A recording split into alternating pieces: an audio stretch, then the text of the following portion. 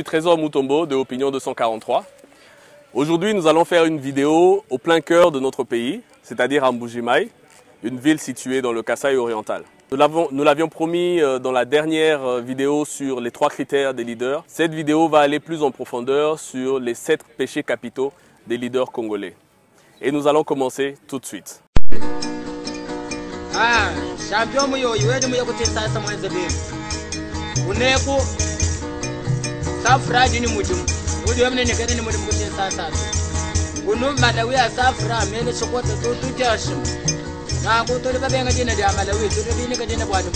Qu'est-ce qui caractérise nos leaders congolais?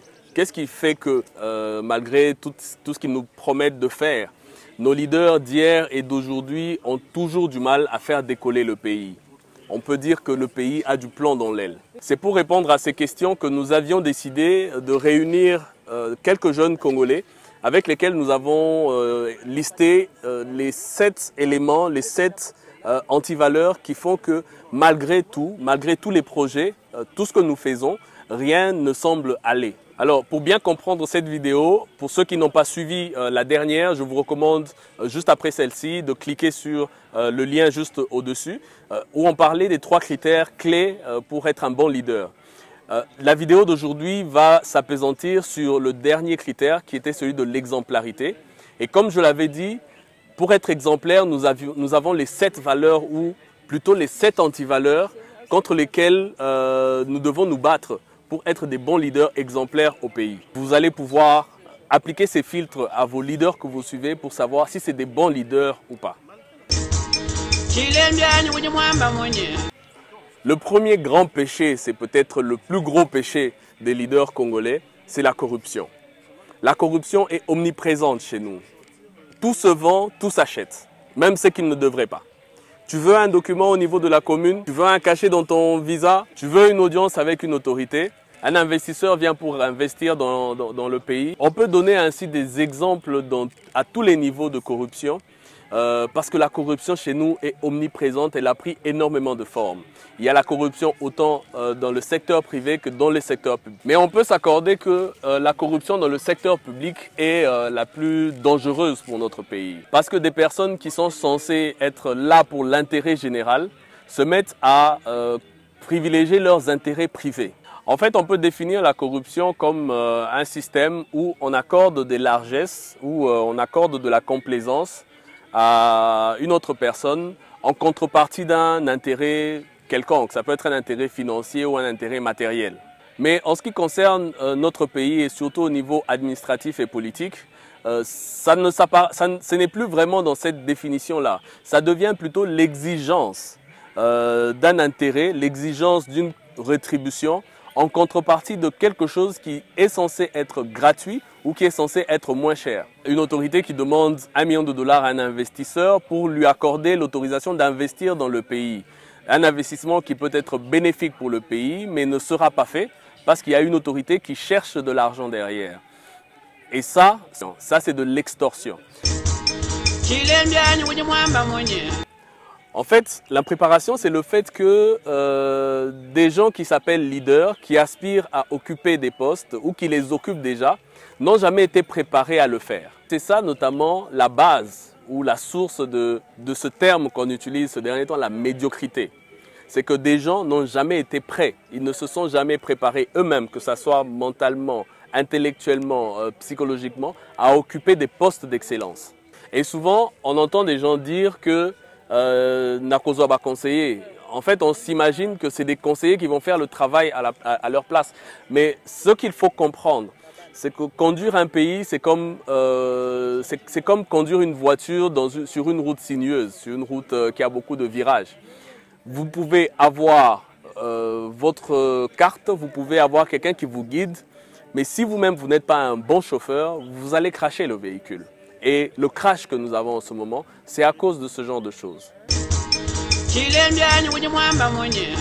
Tout le monde comprend c'est quoi le tribalisme. Ce n'est pas quelque chose de très compliqué à expliquer. C'est le fait d'accorder des avantages sur base d'appartenance tribale. Mais aujourd'hui, on assiste à une forme beaucoup plus nucléaire du tribalisme. Donc on est en train d'atteindre des profondeurs beaucoup plus qu'avant parce que on entre dans une autre forme de tribalisme qui est ce qu'on appelle le népotisme. Le népotisme, c'est le fait d'accorder des faveurs à sa famille restreinte.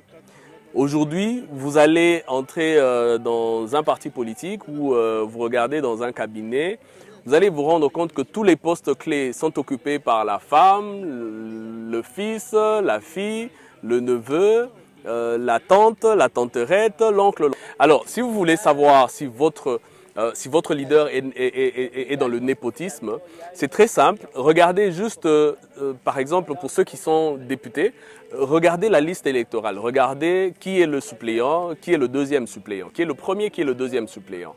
Si vous vous rendez compte que votre leader, son premier suppléant, c'est son fils, son deuxième suppléant, c'est sa femme, il est dans le népotisme. Et vous avez des grandes chances qu'une fois au pouvoir, qu'il accorde plus d'avantages à sa famille que aux intérêts du pays.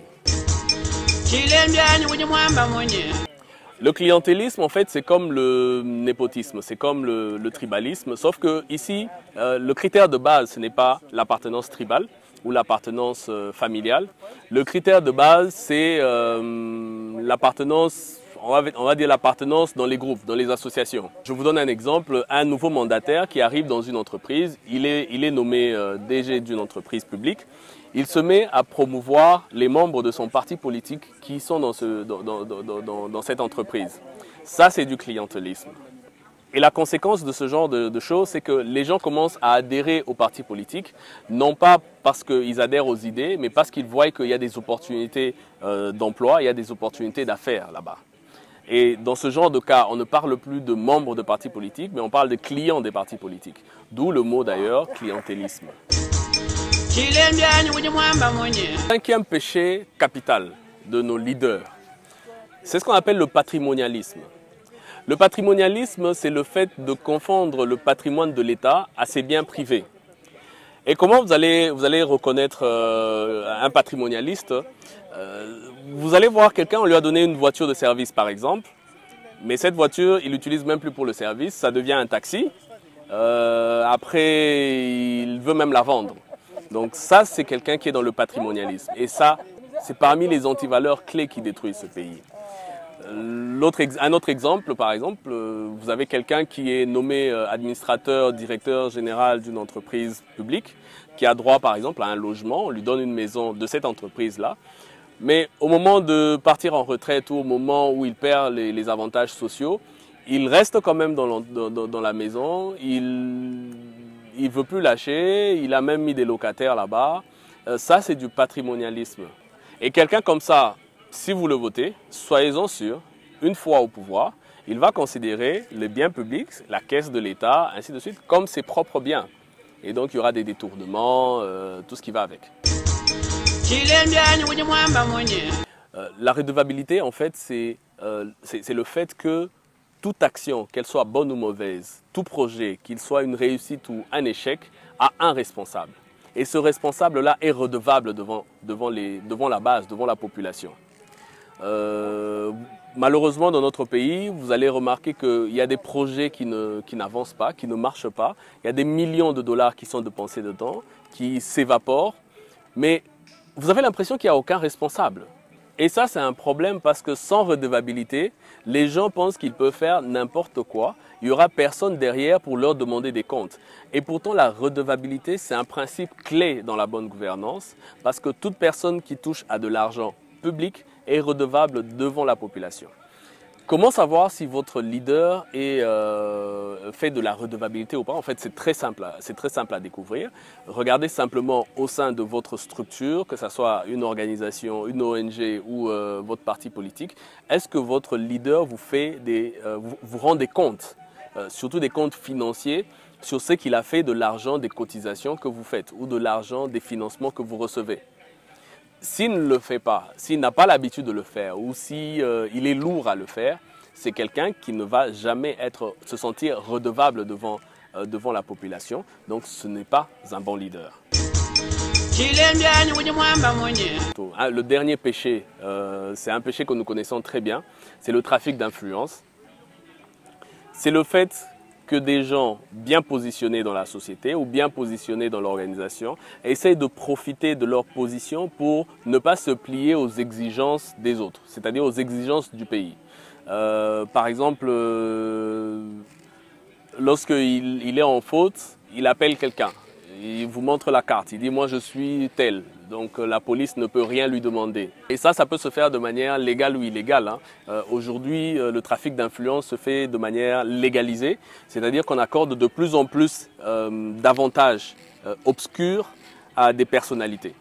Donc ce sont là les 7 péchés clés, les 7 antivaleurs clés que nous avons listés dans notre réflexion qui font que le pays n'avance pas. On est d'accord, il y en a peut-être d'autres que nous n'avons pas listés. Et si vous en connaissez, laissez-nous ça en commentaire. Essayez de détailler ça pour nous permettre d'élargir et d'approfondir notre liste. Parce que c'est très important pour nous de savoir, de définir les critères et les standards d'un bon leader. Parce que comme on le dit depuis le début, notre pays, notre problème, c'est un problème de leadership. Dans les prochaines vidéos, nous allons nous concentrer sur le premier grand péché. C'est peut-être ce qu'on peut appeler le mal congolais, c'est la corruption. Elle est multiforme. Nous allons entrer en profondeur dessus, voir quelles sont ses formes, quels sont les facteurs qui font que la corruption puisse naître et puisse grandir dans un pays et comment faire pour combattre ça. Et si vous voulez suivre cette vidéo, abonnez-vous à notre page.